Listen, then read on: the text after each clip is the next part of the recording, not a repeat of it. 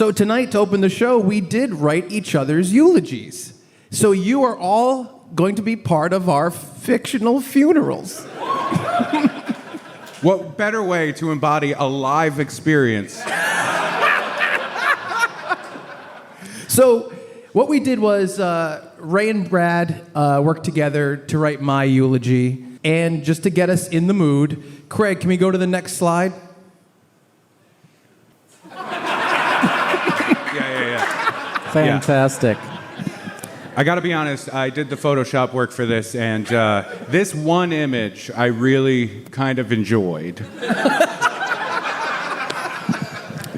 I'm glad that listening to your own eulogy is the one thing that Chuck got from Tom Sawyer, because I thought he was going to take one other thing, and we're like, take the eulogy, take the eulogy. No, for that to work, he'd have to have a black friend.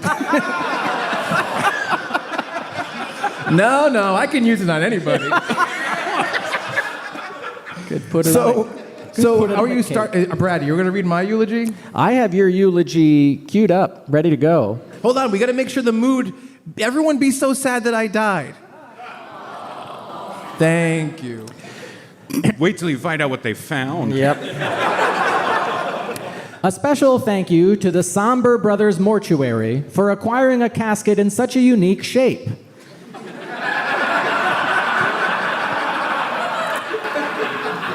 I'm sure finding a sort of U-shaped casket wasn't easy, but that's what was required. You see, Chuck died doing what he loved, sucking his own dick. You did it, buddy. I know you always said if that's how you went out, it was worth it. Also, I want to take a moment to personally say the headstone was not our idea. Chuck had that made years ago and had made plans with the cemetery. I think his exact words were, I want to be dressed as a Confederate general from the Civil War, standing next to Jesus, but I'm taller and you can tell my ween is a little bigger. Chuck could often be heard on the phone with his marble guy, chub the ween, chub the ween. And also, make Jesus look less Jewish. On the podcast, Chuck played the part of criminally horny weirdo. I don't like that dolphin in the crowd. Chuck was so committed to this role that he continued to live it out when we weren't recording. And even when no one else was around, so dedicated. We aren't burying one man today. We're burying one man and thousands of pubic lice and mountains of DNA evidence that we're sure would solve countless cold cases. Chuck did have some small requests for his remains to be buried and not cremated because, as he said, with the amount of hairspray I use, add an open flame and I'm going up like that house fire I fraudulently set. He also requested he be buried with a mirror so he could lay to rest with the person that meant the most to him in this life and beyond. This was your idea. He also wanted to be buried, again in his words, in a nice spot. No minimum wage people around me. Service workers, yuck. Who wants to be buried next to the help? The passing of a friend is always sad, but it's made sadder still knowing that Chuck won't be around to see what horrible thing they do to Jurassic Park next. Or that he won't get to watch his episode of To Catch a Predator when it airs next month. Or that he'll miss the new Netflix true crime documentary about him called Pity Fuck. There are so many people here today that have been touched by Charles Staton. And many more still that have allegedly been touched by Charles Staton. Look, if you're one of the plaintiffs in the lawsuit, we thank you for your bravery and your respect to not start booing until after the service. I see there's a lot of you in the crowd. I have to give it to you. Your signs are pretty funny and your evidence extremely compelling. Some of you may know Chuck from his time in local punk band Senior Discount. Minor Threat, Stiff Little Fingers, Circle Jerks. These are some punk bands, but they're also nicknames Chuck had in college. Senior Discount served as the answer to the question, what if Guy Fieri played Tony Hawk's Pro Skater one time?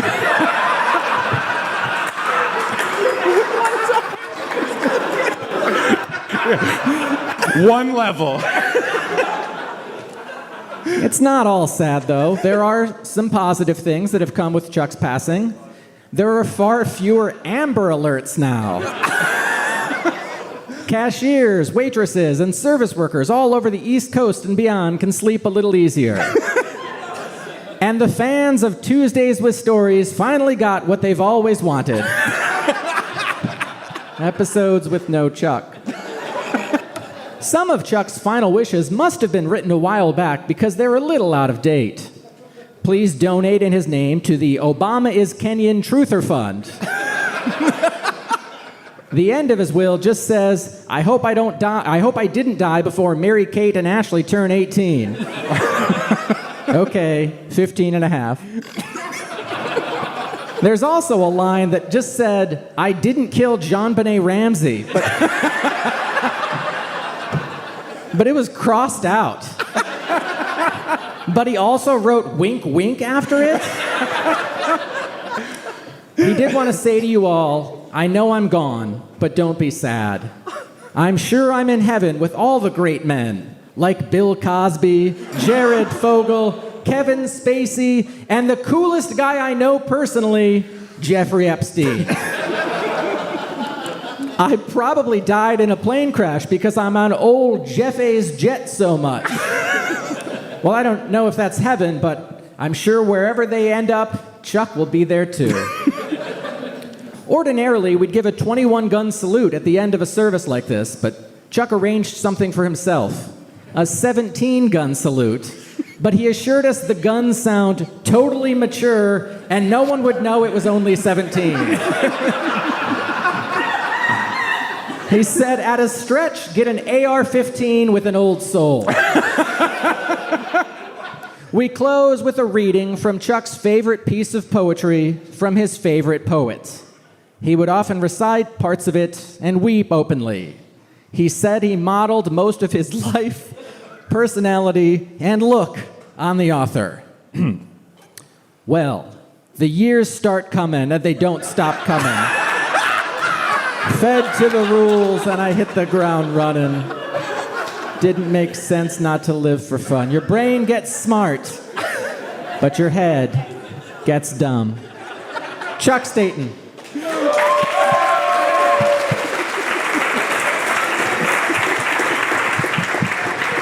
That was so good. That was so funny. I know I'm probably supposed to be mad, but man, you guys are great.